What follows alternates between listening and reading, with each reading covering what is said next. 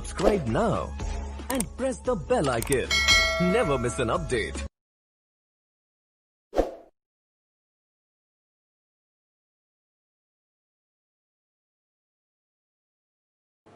আমরা আজকে আবার ফিরে এসেছি দ্বাদশ শ্রেণীর ক্লাস নিয়ে, কবিতার ক্লাস। গত ক্লাসে আমরা যে কবিতা দুটো পড়েছি, একটি শিকার কবিতা এবং তারপরে মহুয়ার দেশ কবিতা পড়েছি। এবং মহুয়ার দেশ কবিতা পড়াতে গিয়ে আমরা দেখেছি এবং আলোচনার ক্ষেত্রে উঠেও এসেছিল যে আমাদের পাঠ্যপুস্তকে যে সমস্ত কবিতাগুলি রয়েছে তার মধ্যে বিশেষ করে শিকার, মহুয়ার দেশ এবং আজকের যে আলোচ্য কবিতা আমি দেখি, শক্তি চট্টোপাধ্যায়ের লেখা, এটা প্রায় সমধর্মী কবিতা বিষয়বস্তুর দিক থেকে। তার বক্তব্য বিষয়, কবির উপস্থাপনার যে বিষয়, তার মধ্যে অনেকখানি মিল আছে। আমরা কবিতা শুরুর আগেই শক্তি চট্টোপাধ্যায় সম্পর্কে দু একটি কথা আমরা জেনে নেব। আমরা আমাদের বাংলা সাহিত্যের ইতিহাসে যে উজ্জ্বল নক্ষত্র হিসেবে যাকে চিনি বা জানি, তিনি হচ্ছেন কবিগুরু রবীন্দ্রনাথ ঠাকুর। তার সাহিত্যের প্রত্যেকটা ক্ষেত্রেই তার সুন্দর পদচারণায়, তার সুচারু রূপে তিনি যে তার সাহিত্য সৃষ্টি করেছেন তা সত্যি আমাদের মুগ্ধ করে। শুধু তাই নয়, আমাদেরকে সমৃদ্ধও করে। তো রবীন্দ্রনাথ ঠাকুর কিন্তু গদ্য কবিতার প্রথম তিনি স্রষ্টা এবং পরবর্তী ক্ষেত্রে তার পরবর্তী যে কবিরা, তাদের মধ্যে বিশেষ করে জীবনানন্দ দাশের কথা আমরা উল্লেখ করব, যে ক্ষেত্রে এই গদ্য কবিতার যে ধারাকে তা অনেকখানি তার কবিতা বিভিন্ন কাব্যগ্রন্থের মধ্য দিয়ে তার গদ্য কবিতাগুলোকে একটা সমৃদ্ধির জায়গায় নিয়ে এসেছিলেন। এবং তার পরবর্তী যে প্রজন্ম, কবিদের যে প্রজন্ম, তাদের মধ্যে বিশেষ করে যেটা আমাদের আধুনিক কবিদের মধ্যে অন্যতম, তিনি হলেন কিন্তু শক্তি চট্টোপাধ্যায়। এই শক্তি চট্টোপাধ্যায় তার কেবলমাত্র তার প্রতিভা তার কাব্যগ্রন্থ বা কবিতার মধ্যেই সীমাবদ্ধ রাখেন। তিনি তার সাহিত্য জীবনে বিভিন্ন উপন্যাস, ছোট গল্প এবং বেশ কিছু গদ্য প্রবন্ধ তিনি রচনা করেছেন। প্রায় 111টি গ্রন্থ এখন পর্যন্ত তার প্রকাশিত হয়েছে এবং তার মধ্যে প্রায় 55টি গ্রন্থ তিনি কেবলমাত্র কবিতার যে কাব্যগ্রন্থ হিসেবে তিনি সেগুলো প্রকাশিত হয়েছে এবং সেগুলো আমরা পাই। তো ফলে তাকে আমরা সাধারণত একজন প্রথিতযশা কবি হিসেবেই সাধারণত আমরা বাংলা সাহিত্যে দেখতে পাই। তারই একটি কবিতা আজকে আমরা পাঠ করব, আমি দেখি কবিতাটি। এই আমি দেখি কবিতাটির শুরু করার আগে আমি যে বিষয়বস্তুগুলো আগেও বলেছি, শিকার এবং হচ্ছে গিয়ে তোমার মহুয়ার দেশ কবিতায়, এখানেও ঠিক তাই। একটি কথা আমরা তোমাকে বলে দিই যে সেটা হচ্ছে যে ছোটবেলা থেকেই আমরা একটা প্রবন্ধ লিখতে, একটা ইম্পর্টেন্ট প্রবন্ধ হিসেবে আমরা দেখি, সেটি হচ্ছে একটি ক্যাপশন আছে, একটি গাছ একটি প্রাণ। তা এই একটি গাছ এবং একটি প্রাণ, এই বিষয়ক যে প্রবন্ধের যে বিষয়বস্তু হয়, সেখানে প্রবন্ধটি লিখতে গিয়ে যে যে বিষয়গুলোকে উপস্থাপন করতে হয়, যে বিষয়গুলো উঠে আসে, আমাদের আলোচ্য কবিতার কিন্তু মূল ধারাটা বা মূল ভাবটাও কিন্তু ঠিক তাই। কবি এখানে দীর্ঘদিন ধরে শহরের জীবন যাপন করছেন, ঠিক মহুয়ার দেশ কবিতার মধ্যেও আমরা এই আলোচনাটাও করেছিলাম। এবং দীর্ঘদিন ধরে তিনি গ্রাম্য শ্যামল প্রকৃতি থেকে অনেকটাই দূরে। তার জীবন নিয়ে আমরা একটু কথা বলি। তিনি কাশিমবাজার, কলকাতায় কাশিমবাজার মেট্রোপলিটন পলিটেকনিক স্কুল, সেখানে পড়াশোনা করেন তার স্কুল জীবনটা। এবং পরবর্তী ক্ষেত্রে তিনি প্রেসিডেন্সি কলেজে, অধুনা প্রেসিডেন্সি বিশ্ববিদ্যালয় হয়েছে, তোমরা সম্প্রতি জানো, সম্প্রতি। তো যাই হোক, এই প্রেসিডেন্সি কলেজে তিনি বাংলা বিষয়ে স্নাতক শ্রেণীতে তিনি ভর্তি হন। এবং সেই সময় আমাদের পশ্চিমবঙ্গে বিশেষ করে একটা উত্তাল পরিস্থিতি, এবং তিনি ক্রমশই বামপন্থী রাজনীতির সঙ্গেও যুক্ত হয়ে যান। এবং সেই কারণে অনেক সময় তাকে কলেজেও যাওয়ার সুযোগ হয়ে ওঠেনি রাজনীতির সূত্রে এবং তার বিভিন্ন জীবন জীবিকার সূত্রে। কিন্তু লেখালেখিকে কখনো ছাড়েননি তিনি, লেখালেখি তিনি চালিয়ে যেতেন। সুতরাং এই বামপন্থী রাজনীতির সঙ্গে জড়িয়ে যাওয়ার কারণে তার পঠন পাঠনটাও ছেদ পড়ে যায়। তিনি নন কলেজিয়েট হয়ে যান। একটা কলেজে রেগুলার যদি কোনো স্টুডেন্ট উপস্থিত না থাকে তাহলে সে পরীক্ষায় বসতে পায় না। সুতরাং কবিকেও ঠিক তারও ভাগ্যে এটাই জুটেছিল। এবং পরবর্তী ক্ষেত্রে বুদ্ধদেব বসু, তোমরা নাম শুনেছ, বিখ্যাত কবি বুদ্ধদেব বসুর সঙ্গে তার পরিচয় হয়। বুদ্ধদেব বাবু তখন যাদবপুর বিশ্ববিদ্যালয়ের তুলনামূলক সাহিত্য বিভাগের বিভাগীয় প্রধান এবং তিনি সেখানে অধ্যাপনা করছেন। সুতরাং অনেকটাই বুদ্ধদেব বাবুর জোরাজুরিতেই তিনি বিশ্ববিদ্যালয়ে তুলনামূলক সাহিত্য বিভাগে তিনি পঠন পাঠন শুরু করেন। 1 কি 2 মাস বা 6 মাস পর্যন্ত, তারপরে কিন্তু সেটাও তিনি ছেড়ে দেন। এভাবে তিনি ছেড়ে দেওয়ার পরে বিভিন্ন বিজ্ঞাপন সংস্থায় কপিরাইটারের কাজ করেছেন, জীবন জীবিকার জন্য বিভিন্ন জায়গায় লেখালেখি করেছেন। পরবর্তী একেবারে জীবনের শেষ দিকটায় তিনি আমন্ত্রণ পান বিশ্বভারতী বিশ্ববিদ্যালয়ে অধ্যাপনা করার জন্য, এবং বিশেষ করে তার এই প্রতিভার জন্যই, বিশেষ করে তার কারণ একজন বিশ্ববিদ্যালয়ে অধ্যাপনা করতে গেলে তার যেগুলো প্রথাগত যে ডিগ্রিগুলো লাগে সেটা কিন্তু তিনি সেই সময়েও সম্পন্ন করেননি। কিন্তু তারপরেও তার যে প্রতিভা, বিশেষভাবে তার বিশেষ করে সাহিত্যের উপরে তার যে প্রতিভা, কি ছোট গল্প, কি উপন্যাস, কি কবিতা রচনা, কি অন্যান্য ভাবনা চিন্তা করে তার প্রবন্ধ রচনা, সর্বক্ষেত্রে তার যে একেবারে বিরাজমান তার উপস্থিতি, সেই কারণে তিনি গেস্ট প্রফেসর হিসেবে তিনি সেখানে আমন্ত্রণ পান। আমন্ত্রিত প্রফেসর হিসেবে দীর্ঘদিন তিনি কাজ করেন সেখানে, এবং দুঃখের বিষয় যে তিনি সেইখানে কর্মরত অবস্থায় বোলপুরেই শান্তিনিকেতনে তার দেহাবসান ঘটে। তো যাই হোক, আমরা এই জায়গাটা থেকে আমরা দেখব যে তিনি বাংলা সাহিত্যে বিভিন্ন পুরস্কারও পেয়েছেন। বাংলা সাহিত্যের সবথেকে যে মানে বিখ্যাত পুরস্কার, সবথেকে বড় যে স্বীকৃতি বাংলা সাহিত্য সৃষ্টির ক্ষেত্রে, সেটা হচ্ছে একাডেমি পুরস্কার। তার বিখ্যাত কাব্যগ্রন্থ এখানে দেখো, যেতে পারি কিন্তু কেন যাব, এই কাব্যগ্রন্থের জন্য তিনি বাংলা সাহিত্যে সাহিত্য একাডেমি পুরস্কার পান। এরপরে মরণোত্তর তিনি রবীন্দ্র পুরস্কার লাভ করেন, এবং এরপরে বিভিন্ন রকমের সাহিত্য স্বীকৃতি হিসেবে অনেক পুরস্কার তিনি লাভ করেন জীবনে। তিনি প্রায় 55খানি কাব্যগ্রন্থ রচনা করেন। তার মধ্যে বিখ্যাত কাব্যগ্রন্থ, বিশেষ করে ধর্মে আছো জিরাফেও আছো, বিখ্যাত কাব্যগ্রন্থ, সোনার মাছি খুন করেছি, ঈশ্বর থাকেন জলে। এই প্রত্যেকটি কাব্যগ্রন্থের মধ্যে তার সমাজ বিষয়ক ভাবনা চিন্তা, কখনো ঈশ্বর বিষয়ক ভাবনা চিন্তা, এবং বিশেষ করে মার্ক্সবাদী চিন্তাধারার এবং মার্ক্সবাদী দৃষ্টিতে তিনি সমাজকে যেভাবে দেখা হয় আর কি। সুতরাং সমাজের সেই সমস্ত সমস্যাগুলো নিয়ে, সেই সমস্ত বিষয়গুলো নিয়ে তার কাব্যে সেই বিষয়গুলোকে নিয়ে কবিতা তিনি রচনা করেছেন। সুতরাং আমরা বলতে পারি যে জীবনানন্দ দাশের পরে যদি কোনো শক্তিশালী গদ্য কবি হিসেবে আমাদের বাংলায় দেদীপ্যমান অবস্থায় যিনি আছেন, তিনি হলেন আর কেউ নন, শক্তি চট্টোপাধ্যায়। তো যাই হোক, আজকে আমাদের যে আলোচ্য কাব্যগ্রন্থ সেটি হচ্ছে অঙ্গুরিতোর হিরণ্য জল। এই কাব্যগ্রন্থটি 1387 বঙ্গাব্দে প্রকাশিত হয়েছিল কবির, এবং তারই অন্তর্গত একটি কবিতা আমি দেখি। এই কবিতাটি আমরা আজকে সংক্ষিপ্ত আলোচনা করব। পরিসর খুব কম, সুতরাং আমাদেরকে এই কবিতাটি পাঠ করব, সরাসরি সেই পাঠে যাব, এবং পাঠ করতে করতে তার বিষয়বস্তু নিয়ে সংক্ষিপ্ত আমরা আলোচনাটায় যাব। তোমরা তোমাদের যে পাঠ্যপুস্তক রয়েছে সাহিত্য চর্চা গ্রন্থটি, আশা করবো এই ভিডিওটি দেখার সময় তোমরা তোমাদের কবিতাটি সামনে রাখবে, তাহলে প্রত্যেকটি পংক্তির সেখানে তার মধ্যে যে মর্মার্থ লুকিয়ে আছে সেগুলো তোমাদের কাছে পরিষ্কার হবে।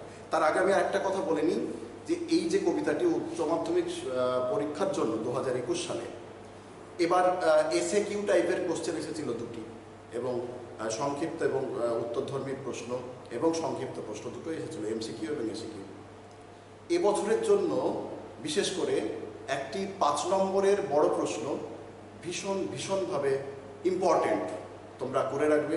আমি এই আলোচনার শেষে 2টো প্রশ্ন বলবো, আশা করব সেই 2টো প্রশ্নের মধ্যে উত্তরগুলো তৈরি রাখলে 100% তোমরা সেই প্রশ্ন থেকে কমন পেয়ে যেতে পারো। 100% কিছু দেয়া যায় না, তবুও বলছি অনেকখানি তোমরা সেখান থেকে পেয়ে যেতে পারবে। যাই হোক, আমরা সরাসরি চলে যাব আমাদের আজকের আলোচ্য কবিতায়। এই কবিতার সরব পাঠ আমি প্রথমে দিয়ে নিচ্ছি, কিংবা আমরা পড়তে পড়তেই আলোচনার জায়গায় আমরা যাই। বইটি তোমরা খোলো, দেখো। গাছগুলি তুলে আনো, বাগানে বসাও, আমার দরকার শুধু গাছ দেখা, গাছ দেখে যাওয়া, গাছের সবুজটুকু শরীরে দরকার আরোগ্যের জন্য, ওই সবুজের ভীষণ দরকার। অর্থাৎ আমি প্রথমেই বলেছি যে এই কবিতার বিষয়বস্তু হচ্ছে যে আমাদের এই শ্যামল প্রকৃতি। কবি এখানে কথককে, এই কবিতায় কথক হচ্ছেন কবি নিজে। কার উদ্দেশ্যে বলছেন? সমগ্র পাঠকে, তুমি আমি, অর্থাৎ যারা এই কবিতা পাঠ করছে সকলের কাছে কবির আবেদন। আবেদনটা কি? তিনি বলছেন গাছগুলো তুলে আনো, বাগানে বসাও, আমার দরকার শুধু গাছ দেখা। কোথায় বসাতে বলছেন? একদম ঠিক তাই, বাড়ির পাশে যে বাগান আছে সে বাগানে, অর্থাৎ ইংরেজিতে যাকে বলে গার্ডেন। একদম তিনি বাগানে বসাতে বলছেন। তাহলে কোথায় থেকে তুলে আনতে বলছেন তিনি? অর্থাৎ এখানে তোমাদের প্রশ্ন হতে পারে যে তাহলে যেখানে একটি বৃক্ষ, একটি ছোট গাছ সেখানে আছে, সেখান থেকে তুলে নিয়ে এসে আমি কেন লাগাবো? হ্যাঁ, আমরা আমাদের চলার পথে বনে জঙ্গলে তো বটেই, রাস্তার দুপারে, বাড়ির আনাচে কানাচে প্রচুর গাছ কিন্তু অযত্ন লালিত হয়ে পড়ে থাকে। কেউ কেউ পৃথিবীতে সে আলো দেখতে পায়, কোনো গাছ বা অযত্নে লালিত হয়ে পড়ে সে কিন্তু মৃত্তিকার মধ্যেই তার সমাপন ঘটে। সুতরাং কবি সেই গাছগুলোকে, অযত্নে লালিত পড়ে থাকা সেই গাছগুলিকে তুলে নিয়ে আসতে বলছেন, এবং প্রত্যেককে, আমাকে তোমাকে প্রত্যেককেই বলছেন বাগানে লাগানোর জন্য। কি কারণে? কারণ হচ্ছে যে সবুজ দেখতে চান কবি। অর্থাৎ কবি দেখতে চান মানে আমাদেরকেও দেখতে হবে। অর্থাৎ সবুজ গাছ শুধু আজকের দিনেই নয়, তারা এই পৃথিবীর ভারসাম্য রক্ষার জন্য, আমাদের মানুষের অস্তিত্ব রক্ষার জন্য একটা গুরুত্বপূর্ণ ভূমিকা কিন্তু তারা পালন করে আসছে। আমরা জানি যে এই সবুজ পাতায় যে ক্লোরোফিল থাকে, সেই ক্লোরোফিল থাকার ফলে গাছগুলো বেঁচে থাকে, তার ফলে সেখান থেকে অক্সিজেন উৎপন্ন হয়, এবং তাই নিয়েই আমরা কিন্তু আমাদের প্রাণবায়ু বা প্রাণ নিঃশ্বাসটুকু গ্রহণ করি, তাই আমরা বেঁচে থাকতে পারি। আর তোমরা জানো যে পূর্ব যুগ থেকেই তোমরা মামাদের কাছে, মাসিদের কাছে, মায়েদের কাছে, দিদা দিদিদের কাছে শুনে আসছো যে আজকে চিকিৎসা বিজ্ঞান অনেকখানি এগিয়ে গেছে। আজকে বিভিন্ন রাসায়নিক পদার্থের মিশ্রণে আজকে জীবনদায়ী ওষুধ তৈরি হয়। একদিন কিন্তু তা ছিল না। আমরা আমাদের ছোটবেলাতেও আমাদের দাদা, দিদিমা, কাকা, কাকিমার কাছে শুনেছি আমরা সে কথা। প্রত্যেকটি রোগের উপশমকারী হিসেবে ছিল একটি করে গাছ। হয় কখনো গাছের সেই ফুল, কখনো পাতা, কখনো বা ফল, কখনো বা শিকড়। পৃথিবীতে প্রত্যেকটি গাছকে যদি আমরা অন্বেষণ করতে পারি, তাহলে কোনো না কোনো রোগের আমরা ওষুধ সেখান থেকেই পেয়ে যাব। কিন্তু এই নির্বাচন করাটাই কিন্তু আমাদের কাছে খুব কষ্টকর কাজ। সেই জন্য চিকিৎসা বিজ্ঞানীরা দীর্ঘ পরিশ্রম করে প্রত্যেকটি রোগের উপশম হিসেবে, ওষুধ হিসেবে এই গাছগাছরাকে এখনও ব্যবহার করেন, এবং তার সঙ্গে কিছু রাসায়নিকের মিশ্রণে খুব সহজেই যেন আমরা সেই ওষুধগুলো, সেই রোগের প্রতিষেধক হিসেবে যে ওষুধ সেগুলো তৈরি করতে পারেন, তার ব্যবস্থা চিকিৎসা বিজ্ঞানীরা করেছেন। সুতরাং সে কারণেও কিন্তু গাছ দরকার। তাই তিনি এখানে কি বলছেন? গাছের সবুজটুকু শরীরে দরকার, আরোগ্যের জন্য ওই সবুজের ভীষণ দরকার, আমাদের বেঁচে থাকার জন্য এবং সর্বপ্রকার রোগের আরোগ্যের জন্য কিন্তু গাছের দরকার। সেই কারণেই বারবার তিনি এই গাছের যত্ন এবং গাছকে পুনর্স্থাপন করার কথা বারবার কবিতার মধ্যে বলছেন। পরের স্ট্যান্ডায় যাই আমরা। এখানে এই পরের যে স্তবকটা, সেখানে কবির আক্ষেপ ফুটে উঠেছে। কিভাবে? বহুদিন জঙ্গলে কাটেনি দিন, বহুদিন জঙ্গলে যাইনি, বহুদিন শহরেই আছি, শহরের অসুখ হা করে কেবল সবুজ খায়, সবুজের অনটন ঘটে। একেবারে বাস্তব, রূঢ় বাস্তবতাকে সামনে রেখে কবি এই 5টি পংক্তি তিনি লিখেছেন। তিনি বলছেন যে তিনি বহুদিন জঙ্গলে যাওয়ার সুযোগ পাননি। শহরে জীবনযাপন করলে মানুষের জীবন অত্যন্ত modern man has no time to stand and stare, ইংরেজিতে একটি কথা আছে। সুতরাং এক দণ্ডও দাঁড়ানোর সময় নেই শহরে মানুষদের, তাই সুযোগ হয়নি তার সেই জঙ্গলে আবার রাত্রি যাপন করা, জঙ্গলে সারাটা দিন বিচরণ করা। তাই কবির আক্ষেপ যে অনেক দিন তিনি জঙ্গলে যেতে পারেননি, বহুদিন জঙ্গল থেকে বিচ্যুত হয়ে আছেন, শহরে আছেন। তাই শহরের অসুখ হা করে কেবল সবুজ খায়, অত্যন্ত একটি গুরুত্বপূর্ণ লাইন। আজকে আমাদের এই যান্ত্রিক যুগে শহর আস্তে আস্তে আস্তে আস্তে বাড়ছে, আর কমছে কি? গ্রাম। কমছে কি? জঙ্গল। কমছে কি? সবুজ গাছপালা, লতাপাতা। অর্থাৎ প্রত্যেক দিন একটু একটু করে, একটি একটি করে ইমারত বাড়ছে, শহরের কলেবর বাড়ছে, সেখানে নতুন নতুন কলকারখানা, হাট বাজার বসছে, আর থাবা বসাচ্ছে কোথায়? এই নির্মল প্রকৃতির উপরে। তার ফলে কি? লেখক এটাকে কি বলছেন? শহরের এই অসুখ বলছেন। অর্থাৎ শহরে বেঁচে থাকার জন্য যে পরিবেশ দরকার মানুষের, শহরে কিন্তু তার অভাব। সেখানে শ্বাস প্রশ্বাস বিশ্বাস নেওয়াই যেন সাধারণ মানুষের কাছে দুষ্কর হয়ে দাঁড়িয়েছে। তাই লেখক এখানে বলছেন, খুব ইম্পর্টেন্ট এই লাইনটি, এখান থেকে তুলে প্রশ্নও আসে, শহরের অসুখ হা করে কেবল সবুজ খায়। অর্থাৎ এটা শহরের অসুখ যে সে কেবল কি চায়? শুধু সবুজকে গ্রাস করতে চায়, গাছপালা, জল, জঙ্গল, সেগুলোকে শুধু গ্রাস করতে চায়। তাই শহরে লেখক বলছেন শেষ লাইনে, সবুজের অনটন ঘটে। অর্থাৎ শহরে সবুজের দেখা পাওয়াই দুষ্কর হয়ে যায়। অত্যন্ত রূঢ় বাস্তবটাকেই লেখক এখানে তুলে ধরেছেন। আমরা কবিতার শেষ স্তবকে চলে এসেছি। শেষ স্তবকে আমরা দেখতে পাচ্ছি, শেষ স্তবকে আমরা, শেষ স্তবকটা দেখো, লেখক তারপর বলছেন, তাই বলি গাছ তুলে আনো। আবার কিন্তু রিপিট করছে, দেখো বারবার একই কথা। প্রথমেই লেখক বলেছেন গাছগুলো তুলে আনো, আবার তিনি বলছেন বাগানে বসাও, ঠিক আবার একই কথা রিপিট করছেন। এটা তোমাদের কাছে মনে হতে পারে যে অবান্তর একটি বিষয়, বারবার লেখক একই কথা, বারবার ওই গাছ তোলো, গাছ বসাও, গাছ তোলো, গাছ বসাও। কিন্তু ভাবতে হবে এটা কেন বলছেন?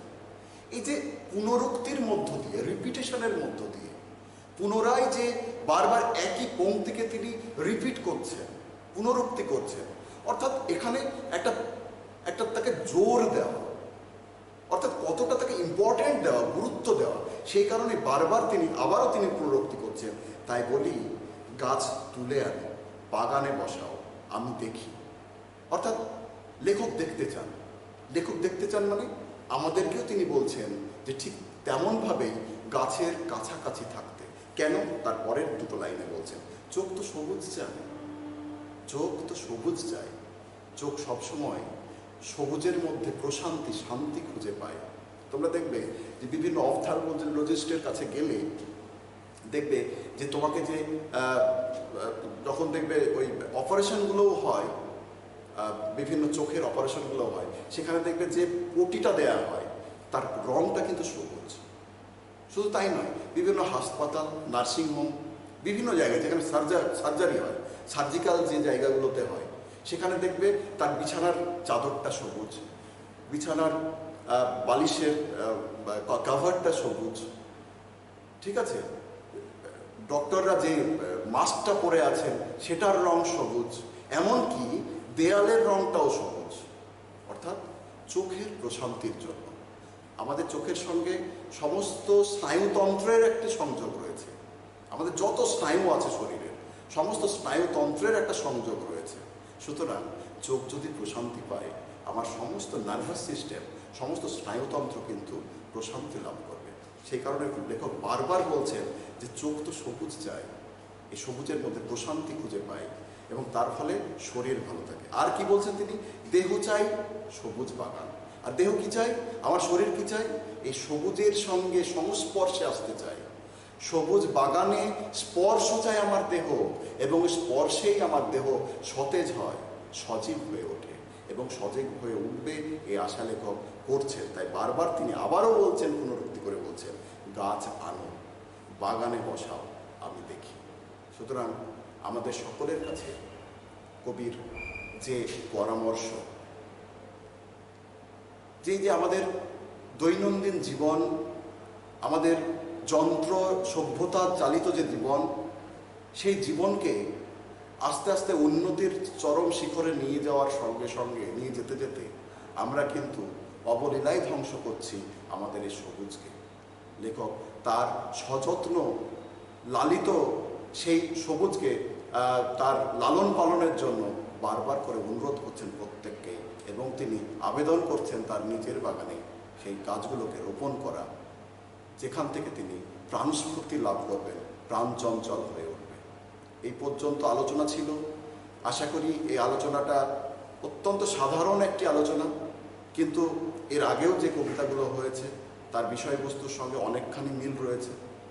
এখান থেকে আমি প্রথমে বলেছিলাম যে দুটো বড় প্রশ্ন, 5 নম্বরের প্রশ্ন করে থাকলেই তোমরা যে কোনো ধরনের প্রশ্ন উত্তর লিখতে পারবে। বিশেষ করে এটির নামকরণের সার্থকতা কী, আর হচ্ছে এর বিষয়বস্তু। কবি এই কবিতার মধ্য দিয়ে যে তার বক্তব্য বিষয় তুলে ধরতে চেয়েছেন তার নিজের ভাষায় লেখো। এই দুটো বিষয় সম্পর্কে তোমাদের প্রশ্নের উত্তর সম্পর্কে যদি প্রাঞ্জল ধারণা থাকে, এখানে যে কোনো প্রশ্নের উত্তর তোমরা করতে পারবে। যে কোনো লাইন তুলে প্রশ্ন হলে তার ব্যাখ্যা তোমরা খুব সহজেই করতে পারবে। তাছাড়া এমসিকিউ এবং এসিকিউ প্রশ্ন প্রত্যেক বছরই আসে, এই বছরও আসবে। তোমরা ধরে নিয়েই অত্যন্ত গুরুত্বপূর্ণ এই কবিতাটি তোমরা পাঠ করবে। ভালো থেকো, সুস্থ থেকো, আর আমাদের এই চ্যানেলটিকে সাবস্ক্রাইব করো, যাতে করে পরবর্তী সমস্ত ভিডিও খুব সহজেই তোমরা পেয়ে যাও।